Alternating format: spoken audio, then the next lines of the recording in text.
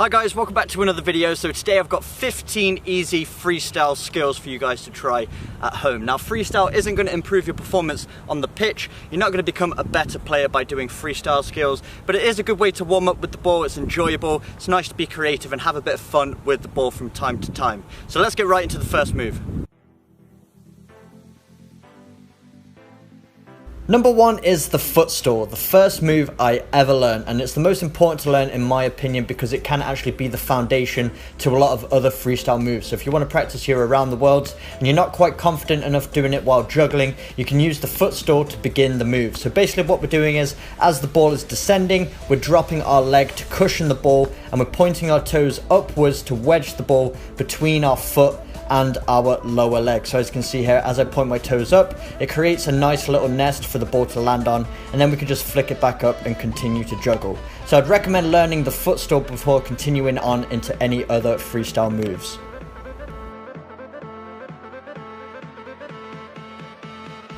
The second move is the around the world, one of the first freestyle moves I ever learned. And what we're doing is making contact with the ball, then moving our foot all the way around it 360 degrees, and then making contact with it in the same spot on the ball. So I would recommend starting this move by using a foot store just so you can get the technique down, learning how to move your foot around that ball. And then when you're comfortable, try juggling it but keeping the ball low, knee height or below.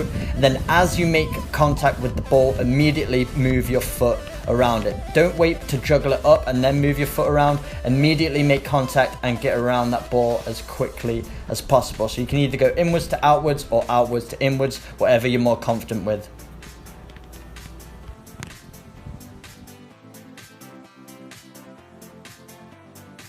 Number three is hop the world. Very similar to around the world, but this time as one foot makes contact with the ball, the opposite foot then comes around to complete that around the world movement. So the key with this one is to leave the ground immediately as you make contact with the ball. So you need to make contact, then immediately hop off of the opposite leg to have enough time to get that foot around it. If you leave it too long, you just won't have enough time, you won't be able to complete the move. I would recommend starting this one from a foot store until you get the technique down, then as you grow in confidence, then try it from a juggling situation.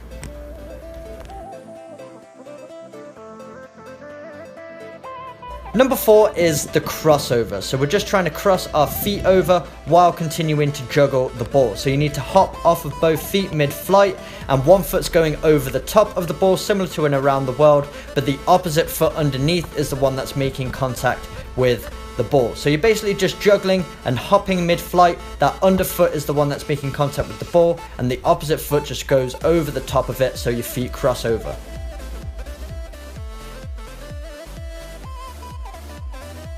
Number five is the half around the world crossover. So you would have need to have mastered the around the world and the crossover to be able to complete this move, but basically you're combining both. So as you can see, one foot starts to make the around the world movement, then as that foot is halfway around the ball, the opposite foot then hops off the ground to make contact with the underside of that ball, and then we're completing a regular crossover. So just adding a little bit of extra flair into the simple crossover. Number six is the toe bounce, and it's exactly how it sounds. We're trying to bounce the ball off of our toe to continue juggling. So as you can see, I'm planting one foot down, I'm raising my toe to provide a surface for the ball to bounce off of, and then as I raise that toe and the ball makes contact, my opposite foot then goes over the top of the ball and I continue the juggle after. So it's really important to flex those toes upwards, that gives it a nice surface, and you got to get it right underneath the ball as it's coming down. Then you just complete the crossover movement with the opposite leg and then continue the juggle.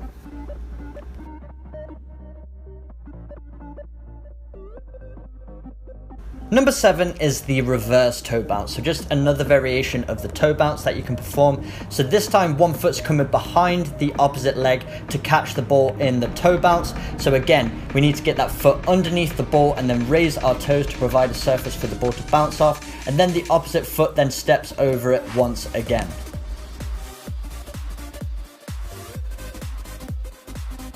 Number 8 is the outside foot bounce, and even though it's such a simple move, I absolutely love the way this one looks. So what we're doing is juggling the ball a little bit higher this time to give the ball some momentum, and then we need to get the outside of our foot underneath the ball to provide the surface area for the ball to bounce off.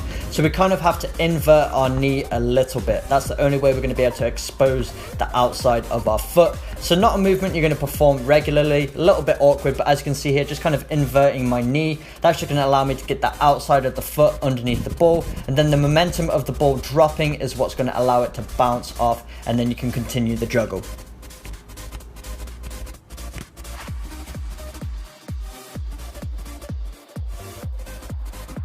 Number 9 is the knee catch around the world. So there's two components to this move. The first being clamping it in between the knees. So you just need to juggle the ball up in the air, and it just takes a little bit of timing to work on catching it in between your thighs just by squeezing either side of the ball to wedge it there. And then the second phase of the movement is just crossing one knee over the other. Then the ball will automatically release, and it almost looks like a hop the world movement.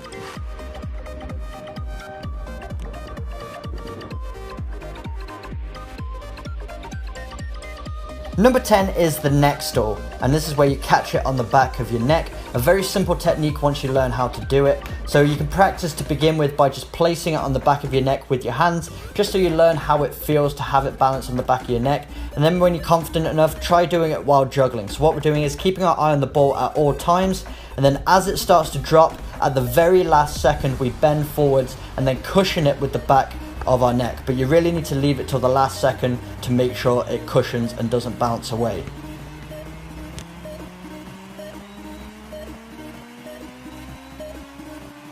Number 11 is the thigh catch. So we need to begin by juggling the ball probably around shoulder height, and then we need to flex our leg, which just means to bend it, and then we're trying to catch it in between our calf and our hamstring.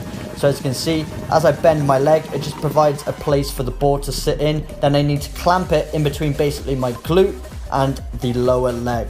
And then as I release the ball, I flick it up with my heel to continue the juggle.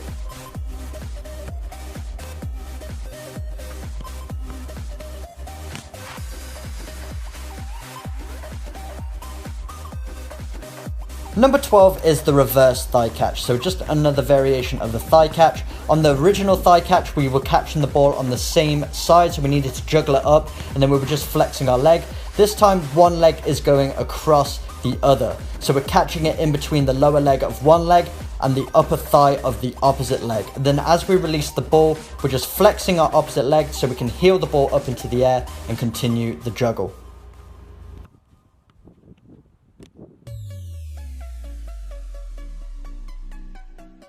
Number 13 is the neck stall heel bounce. So we already worked on the neck stall, now we're adding an extra bit of flair to the move. So after we've caught it on the back of our neck, we're just going to stand upright, which allows the ball to drop down the center of our back, and then we need to raise our heel. So this just works on a little bit of timing here. You need to get it right so that your heel makes contact with the ball right as it drops off of your lower back. And if it makes contact at the right time, you're going to allow the ball to bounce back over your head, so then you can retrieve it on the opposite side. So you need to be able to do this without looking, so it's just working on timing, getting your foot in the right position, and then flicking it over your head.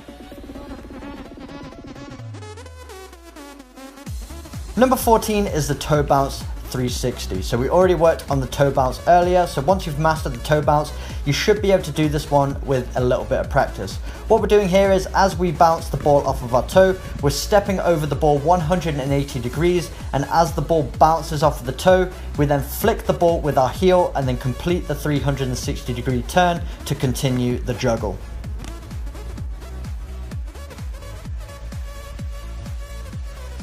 Number 15 is the half around the world heel 360. So just combining a couple of moves we already worked on. So the first part of the move is going halfway around the ball.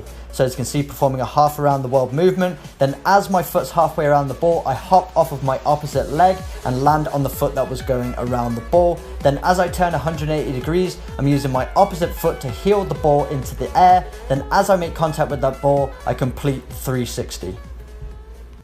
So there we go, 15 easy freestyle skills for you guys to try at home. And I wouldn't recommend taking time away from your training to work on freestyle, but do it in addition. Use it as a way to warm up and just a fun, enjoyable way to get those extra touches on the football. You see footballers of all levels doing this before training, before their matches, just being creative with the ball and enjoying it. But if you did enjoy today's video and you want to see more freestyle moves, make sure you smash that like button. Also hit that subscribe button for weekly training videos, and I will see you guys in my next video.